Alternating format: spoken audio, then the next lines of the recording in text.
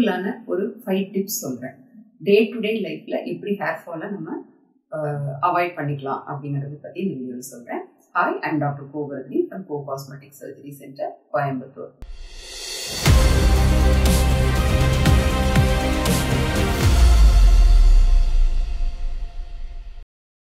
Tip number 1, நல்ல ஹெல்த்தியான diet எடுத்துக்கோங்க. அயர்ன் ரிச் டயட்டு அல்லது விட்டமின்ஸ் எல்லாம் ரிச்சாக இருக்கிற மாதிரி, அதாவது கிரீன் லீஃபி வெஜிடபிள்ஸ் அந்த மாதிரி ஹெல்த்தியான டயட் எடுத்துக்கிட்டாலே நம்ம ஹேர் ஃபாலை முக்கால்வாசி அவாய்ட் பண்ணிடலாம். இன்னொன்று, யூஸ் பண்ணுற ஷாம்பு பார்த்தீங்கன்னா நீங்கள் ஒரு நாள் விட்டு ஒரு நாள் யூஸ் பண்ணலாம், அல்லது டெய்லி கூட யூஸ் பண்ணலாம். பட் யூஸ் பண்ணுற ஷாம்பு வந்து அதிக அல்கலைனிட்டி இல்லாமல் pH 5.5 இருக்கிற மாதிரியான சாஃப்டான ஷாம்பு வாங்கி யூஸ் பண்ணுங்க. பாயிண்ட் நம்பர் 3, அதாவது அளவுக்கு அதிகமாக ஹேர் கொட்டுற மாதிரி இருந்ததுன்னா, உங்களுக்கு யூஸ்வலாகவே ருட்டீனாக ஒரு 10 to 15 அல்லது 20 ஹேர்ஸ் வந்து கொட்டுறது நார்மல். நமக்கு அதுக்கு மேலே அதிகமாக கொட்டுற மாதிரி இருந்ததுன்னா உடனே நீங்கள் போய் ஒரு பிளட் டெஸ்ட், பக்கத்தில் இருக்கிற காஸ்மெட்டிக் சர்ஜரியோ இல்லை டெர்மட்டாலஜிஸ்டையோ பார்த்து ஒரு பிளட் டெஸ்ட் எடுத்து பார்த்து ஏதாவது டெஃபிஷியன்சிஸ் இருக்கான்னு பார்த்து கரெக்ட் பண்ணிக்கோங்க.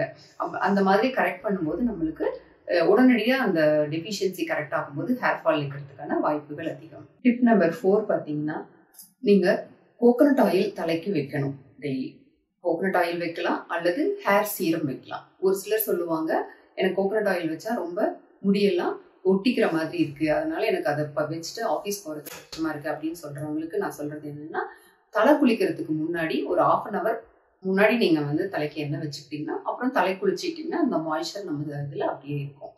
இல்லை கோகனட் ஆயில் வைக்க பிடிக்காதவங்க ஹேர் சீரம் அப்ளை பண்ணலாம். ஹேர் சீரம் வந்து உங்களுக்கு கோகனட் ஆயில் மாதிரி ஒன்னோட ஒன்று ஒட்டாமல் அது வந்து ஹேரை வந்து வேவியாக வச்சு கொடுக்கும் நமக்கு. அதனால ஆஃபீஸ் போகிறவங்களுக்கு இது ஒரு டிஸ்கம்ஃபர்ட்டாக இருக்காது. டிப் நம்பர் 5 என்னன்னா, நம்மளுக்கு எப்போவுமே ஹேர் வந்து கொஞ்சம் ஏரேஷனோட இருக்கணும். இப்போ நிறைய பேர் பார்த்தீங்கன்னா ஹெல்மெட் யூஸ் பண்ணுவாங்க, ரொம்ப லாங் ஹவர்ஸ் யூஸ் பண்ணுவாங்க. அல்லது இன்னும் ஒரு சிலர் வந்து ஒரு கேப் போட்டுட்டு யூஸ் பண்ணுற ஒரு ஹோட்டல்லையோ இல்லை வேறு இடத்துலையோ ஸ்வீட் ஸ்டால்லையோ அந்த மாதிரி இருக்கிறவங்களாம் நிறைய கேப் போட்டுக்குவாங்க. இந்த மாதிரி கேப் போடுறவங்க, ஹெல்மெட் போடுறவங்க ரொம்ப லாங் ஹவர்ஸ் போடுறதை அவாய்ட் பண்ணிட்டு நடுவில் ஒரு 5 minutes 10 minutes வந்து கேப்பை கழட்டிட்டு ஒரு ஹேருக்கான ஏரேஷன் தேவைப்படணும். ஹெல்மெட் லாங்கில் போகிறாங்க அப்படின்னா நடுவில் ஸ்டாப் பண்ணி கொஞ்சம் நேரம் வந்து நம்ம ஹேருக்கு வந்து ஒரு ஏரேஷன் கொடுத்துட்டு ஹெல்மெட்டை கழட்டி கொஞ்சம் ஹேருக்கு ஏர் படுற மாதிரி பண்ணிவிட்டு அப்புறம் நீங்கள் வந்து கண்டினியூ பண்ணலாம் உங்களோட ட்ராவலை. அந்த மாதிரி ரொம்ப நேரம் நம்ம வந்து ஹேருக்கு வந்து காற்றோட்டம் இல்லாமல் வைக்கும்போது நிறைய வேர்வைகள் சேர்ந்து அதுவே வந்து ஹேர் ஃபால் ஆகிறதுக்கான ஒரு காரணமாக இருக்கும்.